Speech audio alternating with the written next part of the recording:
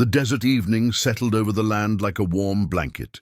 The horizon dipped in hues of ember red and dusty gold. As the sun lowered, long shadows stretched across the Apache camp, swaying with the slow, rhythmic movements of the people finishing their daily tasks.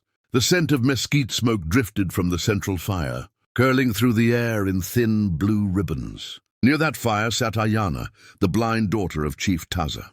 She rested cross-legged on a woven blanket, her fingertips brushing delicate patterns into the warm sand. She moved slowly, thoughtfully, feeling the world the way others might read a story.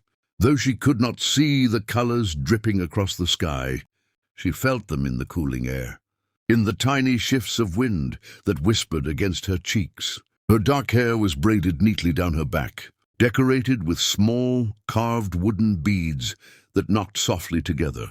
When she tilted her head, children played a short distance away, their laughter rising and falling like songbirds. Yet every time Ayana approached, their voices went quiet, not out of cruelty but uncertainty. People respected her deeply. She was the chief's daughter, a woman known for her calm wisdom and uncanny intuition. But they often didn't know how to speak to her, how to act around her, or how to bridge the invisible gap that her blindness seemed to create. So they offered her space, too much space. Ayana pretended not to notice when conversations halted as she passed. She ignored the way some warriors stepped aside too quickly, as though afraid she might stumble into them. She accepted the silence, though it pressed against her chest at times like a heavy stone. Her father, Chief Taza, watched her from across the camp, arms folded over his chest. His sharp gaze softened whenever it landed on her. He admired her strength. She navigated the world with a keen awareness that surpassed sight. She knew people by the weight of their footsteps, by the cadence of their breathing, by the mere way they disturbed the air when they stood near. She was gifted, powerful in her own quiet way. But power did not replace companionship. Taza stepped closer, the earth crunching softly under his moccasins. Ayana's head lifted immediately. "Father," she greeted, a faint smile touching her lips. "You're walking with a heavy heart again. I can hear it." He chuckled, though worry threaded through his voice. "Your ears betray me more than my own words." She reached out her hand. He placed his palm against hers, grounding himself. For a moment, the world felt still. "You have many who admire you," he murmured. "But admiration is not the same as connection." Ayana's smile wavered. "People are unsure. They think my darkness makes me fragile." "Does it?" he asked. Her chin lifted, confidence flashing briefly. "No. Then someday they will learn that." But as the evening deepened, and Ayana sat alone beside the fire, tracing circles in the sand, the desert had a way of swallowing sound, leaving even the most seasoned travelers feeling as though they were riding through a great empty breath. Luke Carson, a cowboy who prided himself on being unshakable, had spent the last 3 hours cursing that silence. His canteen was half empty, his shirt clung to his back, and the trail he had been so sure led toward the nearest town had faded into nothing more than scattered hoofprints and mocking mirages. "Well, Ace," he muttered to his horse, wiping sweat from his brow, "either that map was wrong, or I'm the world's biggest idiot." Ace flicked an ear as if voting for the latter. Luke shifted in his saddle and squinted at the horizon. Everything shimmered. Red sand, distant mesas, stubborn cactus shadows. Not a single sign of civilization. He tugged at the reins to turn back toward where he thought a riverbed might have been, when Ace's hoof sank into a patch of suspiciously soft ground. "Oh no, don't you!" Too late. The horse jerked, the sand collapsed, and Luke went flying, an ungraceful, windmilling arc through the air before landing squarely in a wide, thorny cluster of prickly pear cactus. His yelp echoed so loudly he surprised himself. He tried to stand, but needles snagged his shirt and jeans. "Great," he grumbled. "I'm stuck in nature's porcupine." Before he could untangle himself from the thorny mess, he heard soft footsteps approaching across the dunes. Light, deliberate, someone who walked as though listening to the world beneath them. A woman's calm voice drifted across the stillness. "You sound hurt. Hold still." Luke froze. He looked around, confused. She was moving with confidence, but her eyes stayed unfocused, gazing slightly past him. He hadn't realized she was blind until she knelt next to him. "Well," he said awkwardly, "I'd tip my hat if I could move without losing an ear." She didn't laugh, but a small smile tugged at her lips. "You fell into a cactus," she said, reaching with careful hands. "It happens more often than you think." "I sure hope not," Luke muttered as she expertly plucked needles from his sleeve.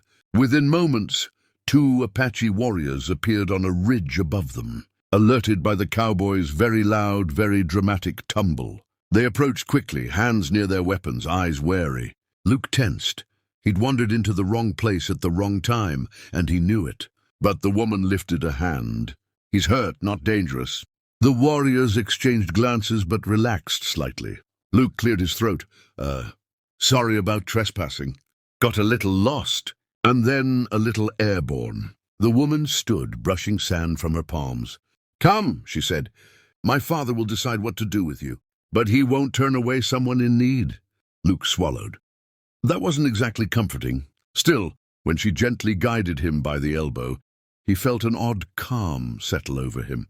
Something about her made the desert seem less harsh, less empty. The next morning rose warm and quiet over the Apache camp, the desert air fragrant with sage and last night's embers. Luke woke on a woven mat inside one of the guest lodges, his back stiff, his pride bruised, and a handful of cactus needles still lurking in his shirt despite everyone's best efforts. He sat up slowly, rubbing the back of his neck. "Great," he thought. "I survived stampedes, storms, and saloon brawls, but one cactus takes me out." Stepping outside, he was met by the sight of the camp stirring to life. Children gathering water, women grinding corn, warriors tending to their horses. No one said much to him, but they didn't scowl either. Mostly, they watched him with cautious curiosity. But Ayana, she simply appeared beside him, as though guided by gravity rather than sight. "You walk lighter today," she said. "Fewer cactus spines, I think." He blinked. Yeah, that's the goal." She turned her face toward the sound of his voice. "Would you like to walk with me?" Luke wasn't sure if it was an invitation or a test. Maybe both. Regardless, he found himself saying, "Lead the way, darling." She didn't react to the endearment, though the warriors within earshot bristled slightly. Ayana guided him through the camp, her hand lightly brushing the air until it found his sleeve. She didn't hold on tightly, just enough to let him know she was aware of him, of the world around them. "What does the morning look like?" she asked. Luke glanced around.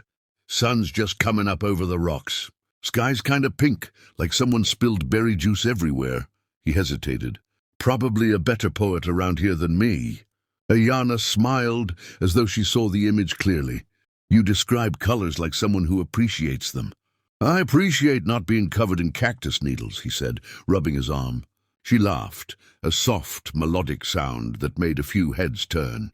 Later, Luke offered to help repair a pottery stand he'd knocked over the previous evening. The pots belonged to an elderly woman who seemed skeptical about letting a clumsy cowboy anywhere near her craft. But Ayana insisted she would guide him. They worked together for nearly an hour. Ayana instructed him with surprising precision. "A little more to the left. Stop. That is where the support beam rests." Luke, mid-hammer swing, blinked. "How do you know that?" She tapped the wood lightly with her fingertips. "Sound, everything speaks if you listen." Luke stared at her in awe, not pity, not curiosity, but admiration. But then, predictably, he misjudged the angle of a board and sent an entire row of pottery clattering down like dominoes. Ayana gasped, but not in shock. Her hands flew to her mouth as she burst into warm, uncontrollable laughter. The kind of laughter that made her shoulders shake and her usually composed expression break entirely. The entire camp turned, some startled, some amused, all surprised. Luke's cheeks burned. I swear it looked sturdier than that."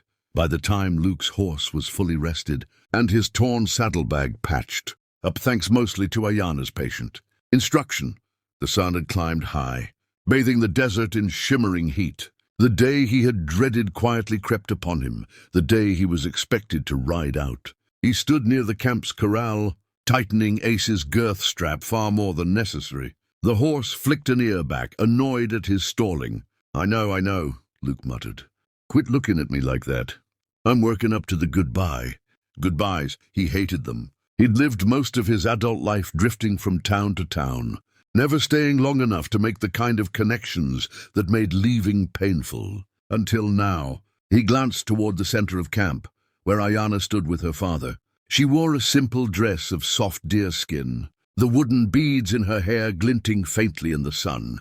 Even without sight, she carried herself with a quiet grace that drew every eye, especially his. Chief Taza spoke to her in low tones, but Ayana lifted her chin, sensing Luke the moment he shifted his boot in the sand. She walked toward him, moving with that uncanny balance she seemed to be born with. Her hand brushed lightly against his elbow when she reached him. "You walk differently today," she murmured. "Do I?" "Yes, like someone who doesn't know which direction he wants to go." Luke swallowed, the truth landing harder than the desert sun. "I guess I ain't used to leaving places that feel good." Ayana smiled softly. "You arrived here by accident." "Yep, and now you leave on purpose." He exhaled. "That's the problem." For a long moment neither spoke. The sounds of the camp filled the silence, the laughter of children, distant drum rhythms, the rustle of wind through the sagebrush. Luke realized he had grown to love those sounds. He looked down at her. "Didn't think you'd want me hanging around. What with all the things I keep breaking, I'd probably trip over your fire pit next." She tilted her head thoughtfully.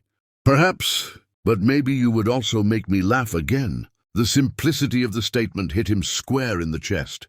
Chief Taza approached then, his presence steady and commanding. "Cowboy," he said, eyes narrowing slightly as if measuring the man before him. "You have shown my daughter no pity. Only respect, honesty, laughter." His deep voice softened. "These are gifts not easily given." Luke cleared his throat. Thank you, Chief." Taza nodded. "If you choose to return, you will not be a stranger here." His gaze shifted to Ayana. "She has chosen you as a friend. That is rare and meaningful." Luke felt his breath hitch. Ayana's hand found his, and though her touch was light, it was grounding, an anchor in the drifting life he'd lived for so long. "Will you come back?" she asked. Her words weren't pleading, just hopeful, honest. He stared out across the desert, imagining the empty miles ahead, the lonely nights,